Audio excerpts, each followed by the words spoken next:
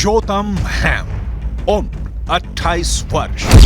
समीर अल तलाल का उम्र 25 वर्ष।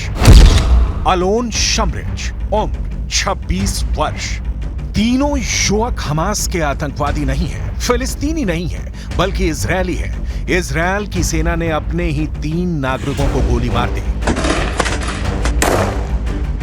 क्यों, कहां और कब की डिटेल आपकी स्क्रीन पर है। हम इस घटना की जिम्मेदारी लेते हैं। गाजा सिटी के शेजैया इलाके में एक ग्राउंड ऑपरेशन के दौरान सैनिकों को लगा कि ये लोग उनके लिए खतरा है। गोली मारने के बाद जब शवों के पास पहुंचे तो मारे गए लोगों की पहचान के बारे में संदेह हुआ। बाद में पता चला कि वो इजरायल के ही नागरिक है। मतलब चूक हुई। इजरायली डिफेंस फोर्स की गलत पहचान के चलते की गई फायरिंग में इजरायल के तीनों युवकों की मौत हुई है। इन तीनों युवकों का 7 अक्टूबर को हमास के हमले के दौरान इजरायल से अपहरण कर लिया गया था।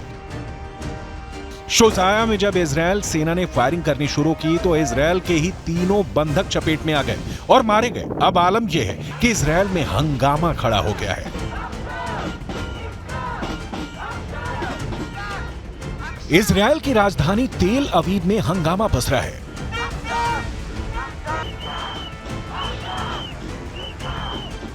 नाराज लोगों ने तेल अवीव में इजरायली सेना के हेडक्वार्टर्स के बाहर प्रदर्शन किया है। लोग हाथों में बंदूकों की तस्वीर लिए और दिल में दर्द लिए अपनों को जल्दी से जल्दी छुड़ाने के लिए प्रदर्शन कर रहे हैं। क्यों? क्योंकि इजरायली डिफेंस फोर्स यानी आईडीएफ से हो गई है बड़ी चूक। इजरायली डिफेंस फोर्स जमीन पर गाजा को जला रहा है। इंच दर इंच हमास के लड़ाकों की तलाश कर रहा है। जो मिल गए उन्हें ठिकाने लगा रहा है।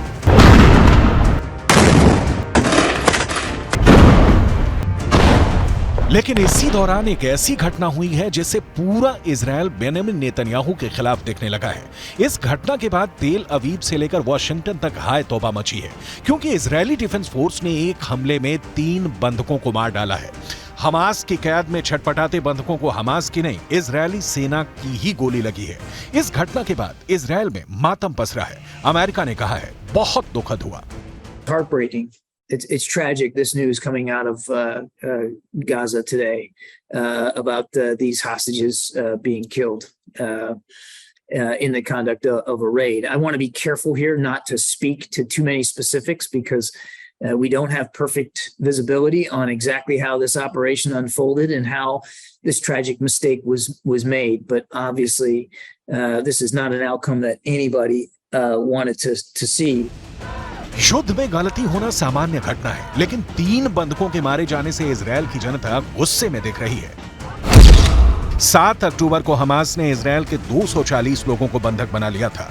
युद्ध विराम के दौरान हमास ने 105 बंधकों को छोड़ा। इसके बाद कहा गया कि हमास के कब्जे में अभी भी 137 बंधक बचे हुए हैं, जिसे छुड़ाया जाना है। अब खबर आ रही है कि बंधकों में से 3 को इजरायली सेना ने ही गलती से मार डाला। बंधक संकट बेंजामिन नेतन्याहू के लिए सबसे बड़ी समस्या बन गया है। बेंजामिन नेतन्याहू देश विदेश से इस दबाव में है कि आम फिलिस्तीनियों की हत्या से इजरायल को बचना चाहिए, लेकिन समस्या यह है कि युद्ध और बंधकों की रिहाई एक साथ नहीं हो सकती। इसलिए हमास युद्ध विराम चाहता है और इजरायल इस युद्ध विराम के लिए राजी नहीं है। इस बीच बंधकों की जान हमास की बंदूक की गोली में अटकी है। बेंजामिन नेतन्याहू के लिए इतना ही नहीं, एक और ताजा मुश्किल आ खड़ी हुई है। अमेरिका के राष्ट्रपति राष्ट्रपति बाइडेन ने इजरायल को जो मशवरा दिया है उसे आपको भी बहुत ध्यान से सुनना और समझना चाहिए। गाजा में जारी अंधाधुंध बमबारी के कारण इजरायल दुनिया का समर्थन खो रहा है। अमेरिका की यह चिंता इसलिए है क्योंकि अमेरिका के संग के कारण ही इजरायल पूरे अरब वर्ल्ड को चैलेंज करते हुए गाजा में बमबारी कर रहा है। बड़ी संख्या में फिलिस्तीनी मारे जा रहे हैं। महिलाओं और बच्चों की मौत देखकर दुनिया का कलेजा मुंह को आ रहा है। अमेरिका अब इस युद्ध में खुद को अलग खड़ा दिखाना चाहता है। इजरायल का साथ हर कदम पर देने वाले अमेरिका ने 2 टूक क्लियर कर दिया है कि इजरायल को चुनिंदा ठिकानों पर हमले करने चाहिए। आतंकवादियों को चुन चुन कर मारना चाहिए, लेकिन उस दौरान नागरिकों की मौत नहीं होनी चाहिए। इतनी कैटेगरी वाला हमला युद्ध में नहीं होता, लेकिन कूटनीति में होता है। अमेरिका यही कर रहा है। युद्ध खत्म करने की इतनी जल्दी अमेरिका को होती तो ना लाल सागर में और ना ही भूमध्य सागर में अमेरिकी युद्धपोत पहरा दे रहे होते। अमेरिका संयुक्त राष्ट्र में युद्ध विराम के खिलाफ वीटो नहीं करता। अमेरिका इजरायल को बेहद सस्ते और हर संभव हथियार सप्लाई नहीं करता।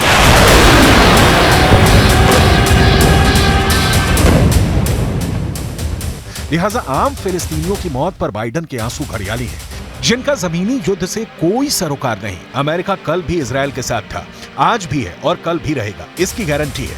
क्यों? अमेरिका की क्या मजबूरी है? इसे विस्तार से आगे बताएंगे।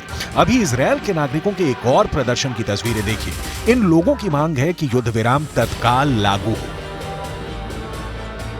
We will only see peace when everybody has equal rights and freedom, and we can't have peace unless this happens. If one people have rights and the other people are oppressed, there won't be justice and there won't be peace. युद्ध शुरू होने के बाद से ही अब तक Israel के हमले में गाजा में कम से कम 18,700 फिलिस्तीनियों की मौत हुई है, जिसमें महिलाएं और बच्चे भी शामिल हैं। घायलों की संख्या 51,000 के करीब है। सिर्फ 24 घंटे में इजरायल ने हमास के 10 और लड़ाकों को मारने का दावा किया है। वहीं हमास के हमले में 1400 इजरायली मारे गए हैं। इजरायल के प्रधानमंत्री बेंजामिन नेतन्याहू को अमेरिका की नई सलाह सुनिए। I don't think that we can necessarily make some sort of broad judgment about the specific circumstances here and what that says about the ability for them to be more surgical and more precise. I would add that when they went into North Gaza, they went in with a much smaller footprint, and they were able to conduct smaller scale, smaller unit operations than what they had originally planned to do. America क्या चाहता है? युद्ध की दशा और दिशा पर उसका कोई असर नहीं दिख रहा। इजरायल और हमास के बीच शांति की कोई गुंजाइश नजर नहीं आ रही। इजरायली सेना के विमान लगातार हमास के नियंत्रण वाले गाजा पट्टी में बम बरसा रहे हैं। युद्ध की वजह से मासूमों को जान गंवानी पड़ रही है। संयुक्त राष्ट्र में फिलिस्तीन के मिशन ने कहा है कि इजरायल को अपने अवैध व्यवहार को लेकर नतीजे भुगतने का डर नहीं है। मिशन ने सुरक्षा परिषद से कहा है कि इजरायल के खिलाफ कार्रवाई की जाए। इसका कहना है कि युद्ध विराम की मांग के बाद भी इजरायल अंतर्राष्ट्रीय कानून तोड़कर काम कर रहा है। अमेरिका के एनएसए जैक सुलिवन ने फिलिस्तीनी अथॉरिटी के राष्ट्रपति महमूद अब्बास से बात की है। इस दौरान गाजा में लोगों को भेजी जाने वाली मानवीय मदद को बढ़ाने पर चर्चा हुई है। इस मुलाकात में आम नागरिकों की सुरक्षा को बढ़ाने पर भी जोर दिया गया, लेकिन इस जोर का नतीजा निकलता नहीं दिख रहा है। विश्व स्वास्थ्य संगठन ने गाजा के हेल्थ सिस्टम के बर्बाद होने पर चिंता जताई है। गाजा में 36 अस्पताल थे, जिनमें से सिर्फ 11 ही कुछ हद तक काम कर रहे हैं। इन अस्पतालों में 50,000 से ज्यादा घायलों का इलाज चल रहा है। 7 अक्टूबर से अब तक इजरायल ने गाजा में 22,000 से ज्यादा ठिकानों पर बमबारी की है। इसकी वजह से 19 लाख फिलिस्तीनी बेघर हो गए हैं, जो गाजा की आबादी का 85% हिस्सा है।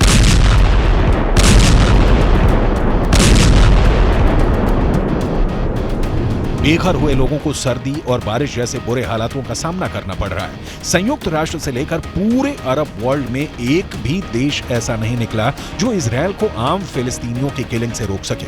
हालांकि किलिंग रोकना तो दूर, ईरान जैसे देश ने तो हमास का साथ देने से ही इनकार कर दिया। लेबनान के हिजबुल्लाह के हमले और यमन से हूथी विद्रोहियों के हमले इजरायल युद्ध में एक डिग्री भर का फर्क नहीं ला सकते। कहा जा रहा है कि गाजा में हमास के लड़ाकों की संख्या ज्यादा से ज्यादा होगी तो 40,000 होगी, लेकिन मौत और मातम पूरा गाजा भोग रहा है।